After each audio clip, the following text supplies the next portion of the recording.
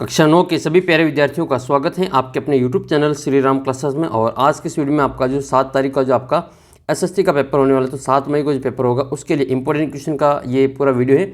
इसमें आपके जो बड़े क्वेश्चन है उसको भी कवर करेंगे और छोटे जो आपके इंपॉर्टेंट क्वेश्चन है उसको भी इस वीडियो में हम कवर करने वाले हैं। मैं आपका वीडियो आपने पहले देख लिया होगा और छोटे छोटे क्वेश्चन का जो आपके रिक्त स्थान, आपके वन लाइनर, जो छोटे छोटे क्वेश्चन का आपको 40 मिनट का एक वीडियो मैंने आपके पहले अपलोड किया था, वो भी आपने अच्छी प्रकार से देख लिया होगा। तो आइए इस वीडियो में हम आपके जो बड़े क्वेश्चन आएंगे उनको भी सोल्व करेंगे और आपके जो छोटे छोटे क्वेश्चन हैं उसको भी साथ में जो रिवाइज कर लेते हैं। तो पहला प्रश्न आपके है कि बंगाल की खाड़ी में कौन सा द्वीप स्थित है। तो ये आपके मैप में भी मैंने आपको बता दिया, बंगाल की खाड़ी में आपके जो अंडमान निकोबार द्वीप समूह स्थित है। और बात करें आपके जो अरब सागर में, तो अरब सागर में आपका जो लक्षद्वीप है वो आता है। यह आपका जो इंडिया का मैप होता है, प्रायद्वीपीय भारत है, यहाँ पर बंगाल की खाड़ी होती है इधर, और इधर आपका जो अंडमान निकोबार द्वीप समूह है, इधर अरब सागर है और इधर आपका जो लक्षद्वीप है। ठीक है, ये आपको अच्छे से याद रखना है। नर्मदा नदी का जो उद्गम स्थल है वो कौन सा है। तो नर्मदा नदी का जो उद्गम स्थल वो अमरकंटक हो जाएगा। क्या रहेगा? अमरकंटक। पूर्वी घाट की सबसे ऊंची चोटी तो सबको पता है, पूर्वी घाट की जो सबसे ऊंची चोटी है वो महेंद्रगिरी है। जबकि पश्चिमी घाट की ऊंची चोटी पूछे तो ये अन्नाईमुड़ी और डोडाबेटा है, अन्नाईमुड़ी और डोडाबेटा। नंदा देवी कहाँ पर स्थित है। तो भाई नंदा देवी जो आपके ये आपकी जो उत्तराखंड में स्थित है, नंदा देवी है वो उत्तराखंड में आती है। भारत के किस राज्य की साक्षरता दर सबसे अधिक है। वैसे तो आपकी लिटरेसी जो है साक्षरता वो हटा दी सिलेबस से, लेकिन क्वेश्चन आए तो आपको केरल कर देना है। केरल की साक्षरता दर सबसे अधिक है। अगला प्रश्न है कि द्वितीय विश्व युद्ध कब लड़ा गया था। तो द्वितीय विश्व युद्ध आपके जो 1939 से लगा करके 1945 तक लड़ा गया था। कितने सालों तक चला था। तो याद कर लेना 6 वर्षों तक ये चला था। 1914 से लगा करके 1918 तक ये आपका जो प्रथम विश्व युद्ध लड़ा गया था। फिर आपका अगला प्रश्न है कि भारतीय जो प्रारूप समिति है, ठीक है, संविधान की जो प्रारूप समिति उसके अध्यक्ष कौन थे। तो ये जो ड्राफ्टिंग कमेटी थी इसके जो अध्यक्ष थे वो डॉक्टर भीमराव अम्बेडकर थे। और इसका उत्तर आपको क्या करना है, डॉक्टर भीमराव अम्बेडकर कर लेना है। नेक्स्ट फिर आपके कि करीम ने गांव में कौन सा केंद्र खुला था। तो वे जो पालमपुर गाँव की जो कहानी है उसके आधार पर इसका उत्तर आपके कंप्यूटर केंद्र हो जाएगा। नेक्स्ट है अमूल सहकारी समिति का संबंध किस राज्य से है। तो अमूल जो आपके गुजरात से आती है। कहाँ से आती है? अमूल गुजरात की है। भारत के जो सबसे जो गरीब राज्य है वो कौन से है। तो इसमें आपके उड़ीसा और बिहार इसका उत्तर रहेगा। दो सबसे गरीब राज्य है वो उड़ीसा और बिहार है। बिहार सबसे जो पुअर आपके स्टेट है। अगला प्रश्न है कि संवैधानिक उपचारों के अधिकार को जो भारत की जो संविधान की आत्मा और हृदय किसने कहा था। ये डॉक्टर भीमराव अम्बेडकर ने कहा था। जो संवैधानिक उपचार के अधिकार इसको डॉक्टर भीमराव अम्बेडकर ने संविधान की आत्मा कहा था, संविधान का हार्ट कहा था। इसका उत्तर आपको डॉक्टर भीमराव अम्बेडकर करना है। नेक्स्ट क्वेश्चन फिर आपका ये है।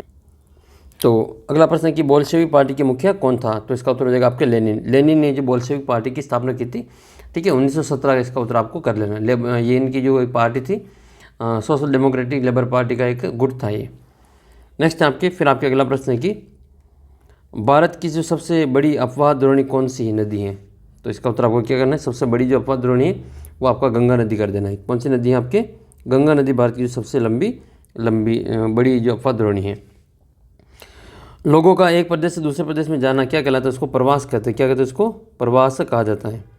अगला प्रश्न है जनता का जनता के लिए लोकतंत्र का जो परिभाषा है, जनता का जनता के लिए जनता के द्वारा शासन, ये कथन किसका है। तो ये अब्राहम लिंकन का है। किसका कथन है ये? अब्राहम लिंकन का। तो इसको आपको याद कर लेना, ये अब्राहम लिंकन का कथन है। फिर इसके बाद में कि जो महात्मा गांधी ग्रामीण रोजगार गारंटी अधिनियम है वो कब बना था। तो ये आपके 2005 में आया था। तो बात ये 2005 में आया था, तो 2005 में कर देना है। अगला प्रश्न आपके कि भारत में 1943-44 में सबसे भयंकर अकाल किस राज्य में पड़ा था। तो 1943-44 में जो आपके अकाल पड़ा था उसको पूछा जा रहा है। तो ये जो अकाल पड़ा था वो बंगाल राज्य में पड़ा था। इसका उत्तर आपको क्या करना है, बंगाल कर देना है। ठीक है, बंगाल इसका उत्तर रहेगा। फिर आपके अगला प्रश्न है कि निम्नलिखित में से आपको सत्य बताना। इसमें तो आपको इतना इंपॉर्टेंट है नहीं ये। 2011 की जनगणना के अनुसार भारत का जो सबसे अधिक जनसंख्या वाला राज्य वो उत्तर प्रदेश है। ये बिल्कुल आपके सत्य हो जाएगा, उत्तर प्रदेश है। ठीक है, रूस के छोटे किसान को कुलक कहते हैं। ये बिल्कुल आपके सत्य है, कुलक आ जाते हैं। अमेरिका एक लोकतांत्रिक देश है। चुनाव हारने वाली पार्टी है जो सरकार बनाती है आपके गलत हो जाएगा। ठीक है, और पालमपुर के लोग है जो 2 फसल उगाते थे, मिश्रित खेती वो कहते हैं, बहु फसल का जो काम वो किया करते थे। फिर आपका नेक्स्ट क्वेश्चन है कि जो पालमपुर में जो किसान है जो 2 फसल उगित हो गया, मावट किसको कहते थे। मावट जो शीत ऋतु में बारिश होती है उसको क्या कहते हैं, मावट कहा जाता है। सर्दी में जो बारिश होती है उसको मावट कहा जाता है। टाइल क्या? टाइल एक प्रकार का जो टैक्स हो जाएगा, प्रत्यक्ष कर है। 1914 में रूस का राजा कौन था? तो निकोलस द्वितीय। कौन था ये? निकोलस, ज़ार निकोलस द्वितीय हो जाएगा। तो निकोलस द्वितीय इसका जो करेक्ट आंसर आपको कर देना है। फिर आपके भारतीय मरुस्थल की जो विशाल नदी कौन सी है? तो इसमें आपको लूनी नदी का नाम लिख लेना है, ठीक है। बालोतरा तक इसका पानी मीठा होता है, उसके बाद में पानी खारा हो जाता है। ग्रीष्म ऋतु में जो चलने वाली हवा होती है इसको क्या कहते हैं? तो उसको लू कहते हैं। क्या कहते हैं? गर्म हवा होती है, इसको क्या कहते हैं? लू कहा जाता है। भारत में सबसे अधिक लिंगानुपात किस राज्य का है? तो इसका उत्तर हो जाएगा आपके केरल का जो सेक्स रेशियो सबसे ज़्यादा है। और किस देश की जो संसद इसको ड्यूमा कहा जाता है? किस देश की जो संसद इसको ड्यूमा कहा जाता है? तो इसका जो उत्तर आपको क्या कर देना है? रूस कर देना है। रूस की जो संसद है उसको ड्यूमा कहा जाता है, ठीक है। इसमें निचला सदन और उच्च सदन दोनों आते हैं आपके इसमें। इसका उत्तर आपको रूस कर देना है। तो रशिया का जो आपके देश इसमें जो पार्लियामेंट इसको ड्यूमा कहा जाता है। भारत में वोट डालने की उम्र बच्चे को पता है 18 साल का रखी, ठीक है। आप भी 18 साल के होने के बाद में वोट कर सकेंगे। राजस्थान में लोकसभा की सीटें कितनी है? तो भाई सभी को पता है आपके 25 हैं, और 25 के अपने राजस्थान के अलावा और किस में है? तो ये आपको आंध्र प्रदेश याद कर लेना है। नेक्स्ट है, द्वितीय विश्व युद्ध के दौरान कौन से देश ने ये परमाणु बम का प्रयोग किया था? तो ये जो जापान के दो शहर थे हिरोशिमा और नागासाकी, वहाँ पर जो बम गिराए गए थे वो अमेरिका के द्वारा प्रयोग किया गया था। तो इसका उत्तर आपको क्या करना है? अमेरिका करना है। अमेरिका ने जो जापान के दो शहर हैं, अमेरिका के द्वारा जो जापान के दो शहर हिरोशिमा और नागासाकी, इस यहाँ पे जो बम गिराए थे, तो हिरोशिमा पर जो बम गिराए थे वो 6 अगस्त को गिराए थे 1945, और नागासाकी पर जो बम गिराए थे वो 9 अगस्त को गिराए गए थे। जन्म दर किसको कहते हैं? तो भाई बर्थ रेट क्या होती है? प्रति 1000 जन्मों पर जो जीवित बच्चों की संख्या होती है इसको जन्म दर कहते हैं। प्रति 1000 बच्चों पर जीवित जन्म को क्या कहते हैं? जन्म दर कहते हैं। गरीबी रेखा का निर्धारण किस संस्था के द्वारा किया जाता है? तो जो गरीबी रेखा का जो निर्धारण करती है वो कौन करती है? तो पहले ये जो योजना आयोग करती थी, लेकिन अब इसको नीति आयोग के द्वारा किया जाता है, ठीक है। फिर आपका अगला प्रश्न है कि नाजीवाद क्या है, रंगभेद नीति क्या है, धर्मनिरपेक्षता क्या होती है, और वनोन्मूलन किसे कहते हैं? भारत में वनोन्मूलन के कारण। तो नाजीवाद क्या है? तो नाजीवाद का है ये एक जर्मन भाषा का शब्द है, और इसके प्रारंभिक अक्षरों को लेकर नाजी शब्द बना है।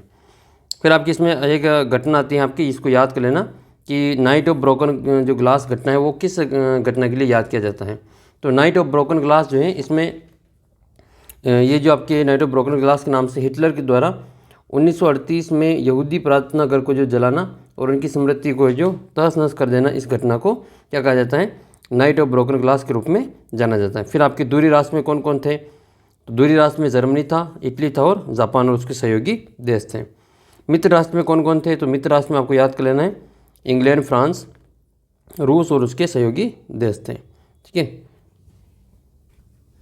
फिर आपके नेक्स्ट है कि हिटलर ने जिस विचारधारा को जन्म दिया उसको क्या कहा जाता है? तो हिटलर की जो विचारधारा थी उसको नाजीवाद या नासीवाद के रूप में इसको जाना जाता है।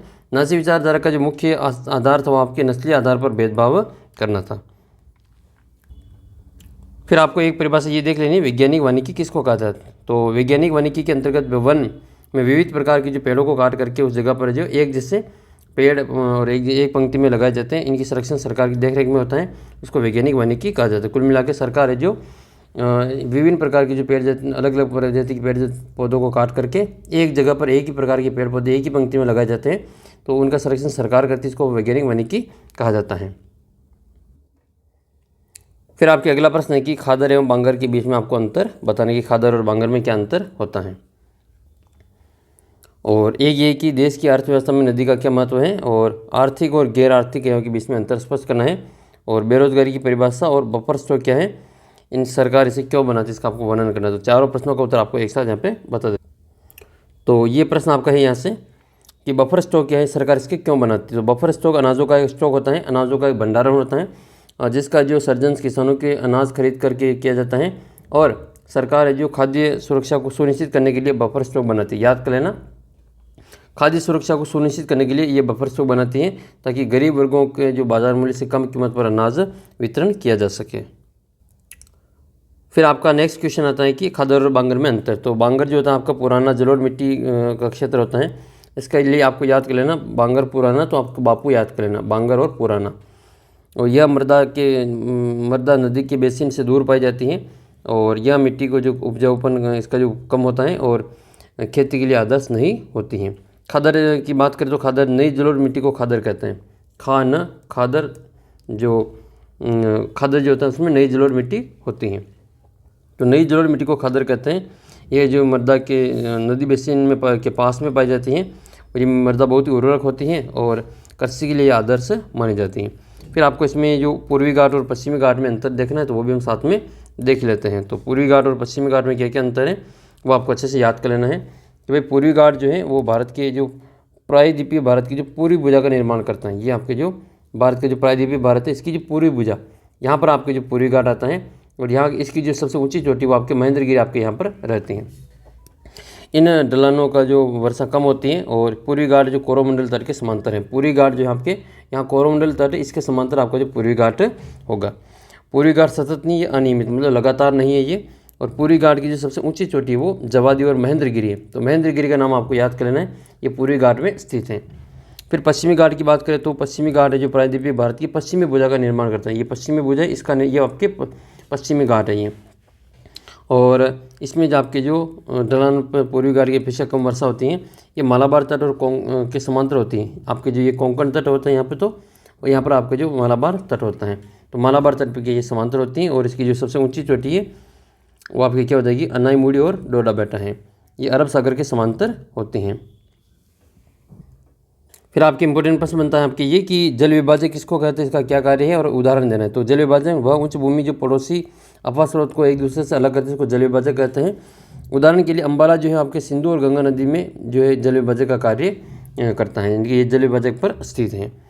फिर गंगा नदी और सिंधु नदी का उद्गम कहाँ से होता है, तो गंगा नदी जो है वो इसकी जो मुख्य धारा वो भागीरथी और गंगोत्री हिमानी से निकलती हैं, जबकि सिंधु नदी का जो उद्गम है वो मानसरोवर झील है और ये तिब्बत के निकट से निकलती हैं। प्रायद्वीपीय भारत की दो प्रमुख नदियों के नाम पूछे तो आपको गोदावरी और कृष्णा इसमें कर देना है। फिर आपका एक प्रश्न ये बनता है कि जो भारत की जो गंगा नदी उसकी दो प्रमुख धाराएं कौन कौन सी हैं, उनका नाम लिखना और ये कहाँ पर एक दूसरे मिलकर गंगा नदी का निर्माण करती हैं। तो इनकी दो प्रमुख जो धाराएं हैं गंगा नदी की वो भागीरथी और अलकनंदा है और ये उत्तरांचल के जो देवप्रयाग नामक स्थान पर आपस में मिलती हैं। फिर आपके इस पार का इंपॉर्टेंट प्रश्न ये बनता है कि किसी भी देश की जो अर्थव्यवस्था के लिए नदियाँ इतनी महत्वपूर्ण क्यों होती हैं। तो निम्न कारण से महत्वपूर्ण होती हैं। पानी की प्राप्ति, नदियों से हमें जो प्राकृतिक और ताज़ा मीठा पानी मिलता है जो मनुष्य सहित जो सभी जीव जंतुओं के लिए ज़रूरी भी होता है। उपजाऊ मृदा, ये नई मृदा बिछाकर जो उसे खेती योग्य बनाती हैं और नदियाँ अपने साथ जो उपजाऊ मिट्टी बहाकर जो लाती हैं जो कृषि के लिए उपयोगी होती है और इससे बिना जो मेहनत अधिक मेहनत के बिना खेती की जा सकती हैं। बस्तियों का निर्माण नदियों के तटों पर प्राचीन काल से आदिवासियों को आकर्षित करने के लिए किया गया है और ये बस्तियाँ जो कालांतर में बड़े शहर बन गए। जल का जो बहाव को नियंत्रित करता है और नदियाँ जल के बहाव को नियंत्रित करने में सहायता करती हैं। बाढ़ को नियंत्रित करता है और नदियाँ जो है वो भारी वर्षा के समय जो बाढ़ को रोकती हैं। फिर आपके अगला प्रश्न आता है कि आर्थिक और आपकी गैर आर्थिक और गैर आर्थिक क्रिया को समझाना है। तो आर्थिक क्रियाएँ वे होती है जिनसे वेतन और लाभ से की जाती हैं, यानी कि जिनसे पैसे मिलते हैं, यानी कि जो हमें फ़ायदा होता है वो आपकी क्या होती है, आर्थिक क्रिया होती हैं। इसमें जो सेवाओं और वस्तुओं का जो उत्पादन, इसमें व्यवसाय, सरकारी सेवा ये शामिल किया जाता है। जैसे सरकारी क्षेत्र में काम करने वाला व्यक्ति माँ का विद्यालय में पढ़ाना, ये आपकी क्या है, आर्थिक क्रिया है। जबकि गैर आर्थिक क्रिया में क्या होता है, यह स्वभोग के उत्पादन के लिए होता है।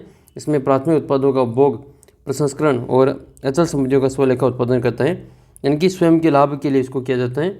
और जैसे स्वयं के उपभोग के लिए खेती करना, अपने खुद के लिए जो खेती करना, ये गैर आर्थिक क्रिया है। और माँ के द्वारा अपने बच्चे को पढ़ाना, तो ये आपकी गैर आर्थिक क्रिया हो जाएगी। इसमें जो खुद को लाभ नहीं मिलता है, मतलब कोई आर्थिक लाभ इसमें नहीं मिलता है।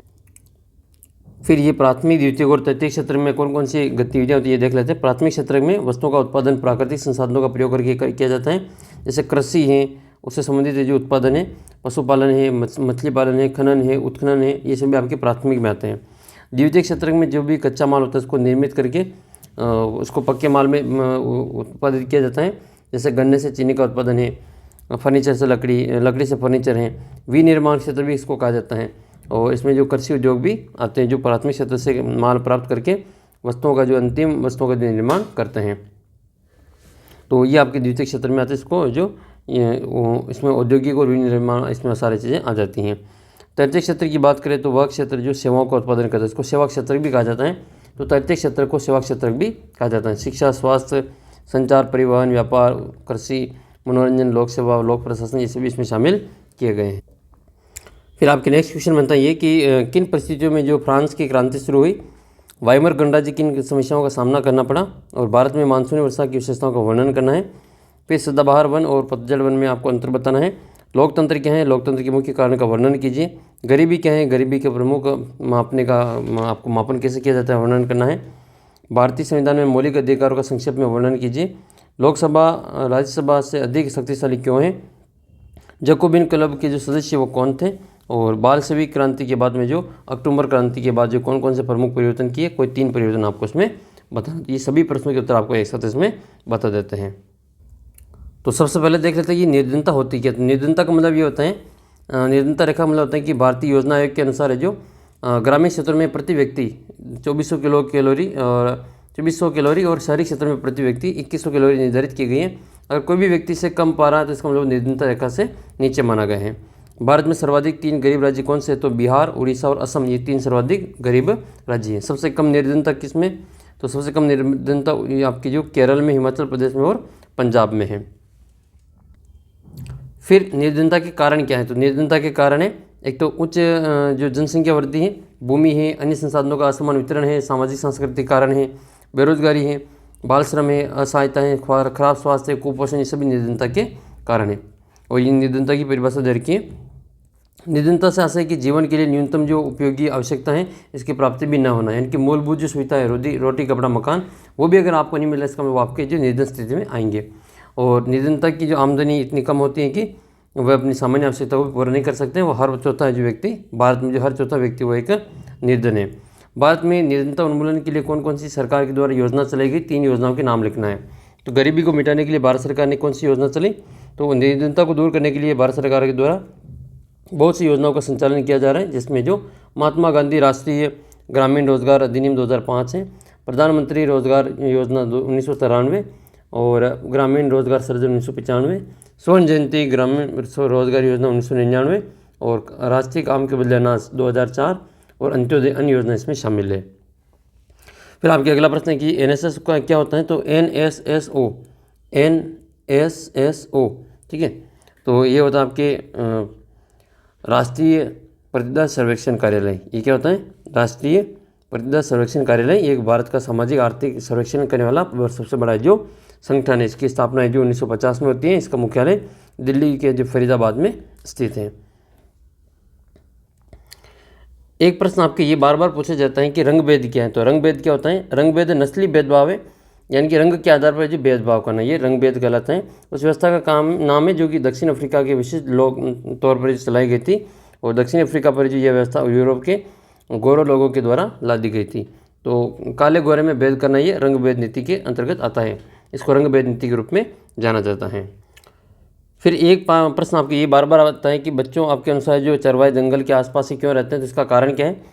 जंगल में पशुओं को चराते थे और थोड़ी भूमि पर कृषि भी करते थे, जंगल से प्राप्त वस्तुओं का व्यापार भी करते थे, और जंगलों में जो शहरों में जंगल के उत्पाद लकड़ी को बेचने का काम किया करते थे, इसलिए चरवाहे जंगल के आसपास भी रहने का कार्य करते थे। ये प्रमुख कारण है जिन कारण से जो चरवाहे वो जंगल के आसपास में ही रहते थे, पशु चराते थे, भूमि पर खेती करते थे और जंगल से जो वस्तु को प्राप्त करके व्यापार करते थे, वो लकड़ी को जो शहर में बेचते थे। इस कारण से चरवाहे सभी जंगल के आसपास में ही रहते थे।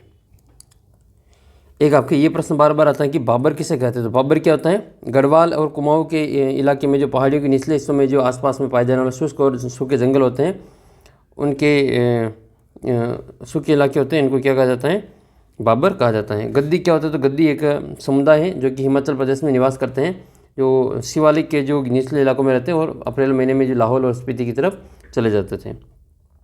बंजारा समुदाय कहाँ रहता है, तो ये भी बंजारा समुदाय यूपी, पंजाब, राजस्थान और मध्य प्रदेश में रहता है। चारागाह की खोज में लंबी लंबी यात्रा करते हैं और लोग किसानों को जो मवेशी बेचते, ये लोग जो किसानों को मवेशी बेचते और बदले में अनाज और चारा खरीदते थे।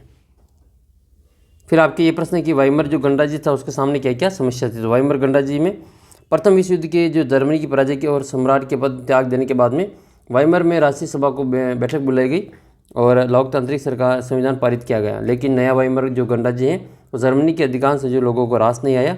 और वाइमर गणराज्य की जो मुख्य समस्या निम्न प्रकार से थी।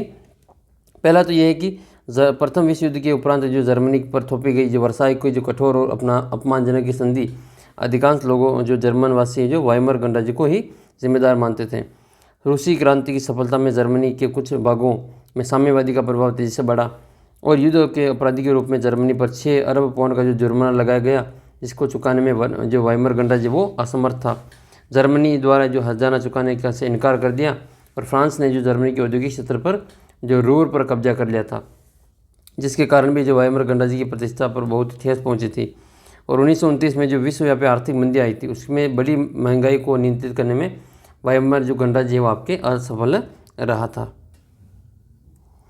फिर आपके इंपॉर्टेंट प्रश्न बनता है आपके रूसी क्रांति से 1917 में जो जार का जो शासन खत्म क्यों हो गया था, कारण लिखना है। तो जार अत्यंत निरंकुश हो गया था और श्रमिकों और कुछ जो कृषकों थे उनकी जो दयनीयता के दशा के कारण भी जो जनता ने विद्रोह कर दिया था। 2 कारण से जो 1917 में जो जार है उसका जो शासन है वो समाप्त हो गया था। तो ये रूस में जार का शासन खत्म क्यों हुआ, 2 कारण वापस लिखने। तो भाई 1917 में जो जनता का विश्वास और विद्रोह के कारण जो ये जार का शासन का अंत हो गया, उसके लिए निम्न कारण जिम्मेदार थे। पहला तो ये कि जार निकोलस द्वितीय 1917 में रूस का जो जार कौन था, वो जार निकोलस द्वितीय था और अपनी सत्ता के विरुद्ध उठे सवालों को नियंत्रित करने में राजनीतिक गतिविधियों पर रोक लगा दी और मतदान के नियम बदल डाले, जिससे लोगों में असंतोष पैदा हो गया। प्रथम विश्व युद्ध के प्रारंभ में जो रूसी जनता जार के साथ थी, परंतु जार द्वारा ड्यूमा के जो प्रमुख दलों पर से सलाह लेने से इनकार करने के कारण रूसी जो जनता वो समर्थन खो दिया। ड्यूमा का आपको पता चल गया होगा क्या है ड्यूमा, जो रूस की जो संसद है उसको ड्यूमा कहते हैं। जार निकोलस की जो पत्नी थी महारानी जरीना, इसके जर्मन मूल के होने के कारण भी उसके जो राजपुतिन और जो सलाहकार थे, इन्होंने जो राजशाही को अलोकप्रिय बना दिया था। तो रूसी क्रांति के कारण क्या थे, तो रूसी क्रांति के 3 प्रमुख कारण थे, वो आपको याद रखना है। रूसी क्रांति में एक तो आपको याद करना है निरंकुश राजतंत्र, कुलीन वर्ग की विलासिता और कृषकों की दयनीय स्थिति। ये रूसी क्रांति के प्रमुख 3 कारण थे और इसको बालशेविक क्रांति के रूप में भी जाना जाता है। फिर आपके एक प्रश्न यह था कि खूनी रविवार की जो घटना है वो क्या है। तो 9 जनवरी 1905 को जो लोगों का समूह जो रोटी दो का नारा लगाते हुए सेंट पीटर्सबर्ग महल की ओर जा रहा था, लेकिन जार की जो सेना ने इन लोगों पर गोलियां चलाई, जिससे कई लोगों की मृत्यु हो गई। इस घटना को ही जो खूनी रविवार की घटना कहा जाता है। बाल सेविकों ने अक्टूबर क्रांति के बाद में कौन कौन से प्रमुख परिवर्तन किए। तो जो रूसी क्रांति हुई थी उसके बाद में एक तो ज़मीन को जो सामाजिक संपत्ति को घोषित कर दिया था, अभिजात वर्ग व पुरानी पदवियों का जो रोक लगा दी गई थी। ये 2 प्रमुख जो बदलाव उसमें देखने को मिले थे अक्टूबर क्रांति के बाद में। फिर आपके प्रश्न आ जाए कि रेडिकल और रूढ़िवादी विषय में आपको बताना चाहिए। रेडिकल क्या होता है, आमूल परिवर्तनवादी ऐसी सरकार जो पक्ष में थे बहुमत के आधार पर ही बनी हो। और रूढ़िवादी कहते हैं ऐसे परिवर्तन के विचार का विरोध करने वाले जिनका मानना है कि अतीत का सम्मान करना ज़रूरी है। और फिर आपके प्रथम विश्व युद्ध का रूस की क्रांति पर क्या प्रभाव पड़ा। तो प्रथम विश्व युद्ध में जो रूस वो शामिल हो गया था, प्रथम विश्व युद्ध में जो रूस शामिल हो गया था, लेकिन अस्त्र शस्त्र और रसद का अभाव में रूस को जो भारी जनधन की हानि हुई थी और लोगों में असंतोष बढ़ गया, जिसके परिणाम स्वरूप रूसी क्रांति का जन्म हुआ था। फिर आपके एक शब्द आता है ये कुलक। तो कुलक क्या होता है, जो रूस के जो संपन्न किसान होते हैं उनको क्या कहा जाता है, कुलक कहा जाता है। जो संपन्न किसान होते हैं उनको कुलक कहा जाता है। एक उदारवादी की परिभाषा है। इस उदारवादी विचारधारा के अंतर्गत मनुष्य को विवेकशील प्राणी मानते हुए सामाजिक संस्थाओं को मनुष्य की सूझबूझ और सामूहिक प्रयासों का परिणाम समझा जाता है। फिर आपकी लेबर पार्टी का गठन कब हुआ था। लेबर पार्टी रूस में गठन हुआ था 1980 में, और किसानों के इस पार्टी ने जो किसानों के अधिकारों के लिए संघर्ष किया था। फिर बात कर लेते हैं ड्यूमा की। तो ड्यूमा जो है आपके जार के द्वारा निर्वाचित एक परामर्श जो दाता संसद है, इसको ड्यूमा का गठन किया गया था। तो ड्यूमा किसकी संसद है, ये आपके रूस की संसद है। फिर आपके एक प्रश्न ये पूछा जाता है बार बार कि जैकोबिन्स कौन थे, इन्होंने देश में किस प्रकार का आतंक फैलाया। तो फ्रांसीसी समाज में जो कम समृद्ध वर्ग के जो लोग हैं उनको जैकोबिन्स कहा जाता है। इन्होंने जो फ्रांस में आतंक फैलाया था, ठीक है, तो जिन्होंने जो फ्रांस में क्या फैलाया था, आतंक फैलाया था। फ्रांस में 14 जुलाई का महत्व क्या है। तो फ्रांस में जो 14 जुलाई 1789 को जो फ्रांसी क्रांति हुई थी, और इसमें जो बास्तिल का दुर्ग का पतन हुआ था, ठीक है, बास्तिल के युद्ध में इसका पतन हुआ था। और ये 14 जुलाई 1789 को आपको ये याद रखना है, इसमें बास्तिल दुर्ग का जो पतन होता है। रूसो कौन था। तो रूसो एक रूस का जो फ्रांसीसी दार्शनिक था, और इन्होंने जो फ्रांसीसी जनता को जागरूक बनाने का कार्य किया था, ठीक है। मोंटेस्क्यू की एक किताब है, आपको इसको अच्छी प्रकार से याद कर लेनी है। आगे जब भी आएगी तो उसको हम बात करेंगे मोंटेस्क्यू की किताब का। 18वीं शताब्दी में जो फ्रांस है वो कितने समाज में बटा हुआ था? तो 18वीं शताब्दी में फ्रांस है वो 3 वर्गों में बटा हुआ था। प्रथम स्टेट जो था पादरी स्टेट था, दूसरा आपके जो कुलीन था, और तृतीय जो था आपका जनसाधारण था। ये 3 स्टेट में जो अपना जो पूरा है वो फ्रांसीसी जो समाज है वो 18वीं शताब्दी में बटा हुआ था। फिर आपके एक शब्द आता है ये सोकुलात। सोकुलात का मतलब होता है ब्रीचेस। ब्रीचेस एक प्रकार का एक वस्त्र होता है जो घुटनों तक जो वस्त्र पहनने वाले जो कुलीन होते हैं उसको क्या कहते हैं? ब्रीचेस पहनने वाले, अर्थात घुटनों तक जो वस्त्र पहनने वाले लोग होते हैं उनको क्या कहते हैं? सोकुलात कहा जाता है। फ्रांसीसी क्रांति का जो प्रारंभ वो कब होता है? तो इसका जो प्रारंभ है वो 1789 में होता है। और इसका जो प्रभाव क्या क्या पड़ा? तो स्वतंत्रता, समानता और बंधुत्व का सिद्धांत का विकास हुआ और राष्ट्रवाद को इसमें बढ़ावा मिला था। ठीक है, तो ये 3 शब्द आपको याद रखना है। फ्रांस की क्रांति ने विश्व को कौन से 3 सिद्धांत दिए? तो एक तो आपकी स्वतंत्रता दी, समानता दी और बंधुत्व, राष्ट्र जो लोकतंत्र की जो राष्ट्रीयता उसका जिसमें नाम दिया गया। फिर आपका प्रश्न ये बनता है, बार बार पूछा जाता है कि जो जैकोबिन क्लब का सदस्य कौन था और इसका नेता कौन था? तो छोटे दुकानदार, कारीगर, मजदूर जैकोबिन क्लब के सदस्य थे और मैक्स मिलियन जो रोबेस्पियर है वो इसका क्या था? नेता था। और टेनिस कोर्ट में जो जनसाधारण के जो प्रतिनिधियों ने क्या शपथ ली थी? तो टेनिस कोर्ट में ये शपथ ली गई थी कि जब तक सम्राट की शक्तियों को कम करने वाला संविधान बंद नहीं होगा तब तक वो असेंबली को भंग नहीं करेंगे। और एक आपके टाइद का पूछा जाता है। टाइद क्या होता है? तो टाइद जो होता है वो आपकी एक चर्च के द्वारा जो वसूला जाने वाला एक धार्मिक कर हुआ करता था, टाइद।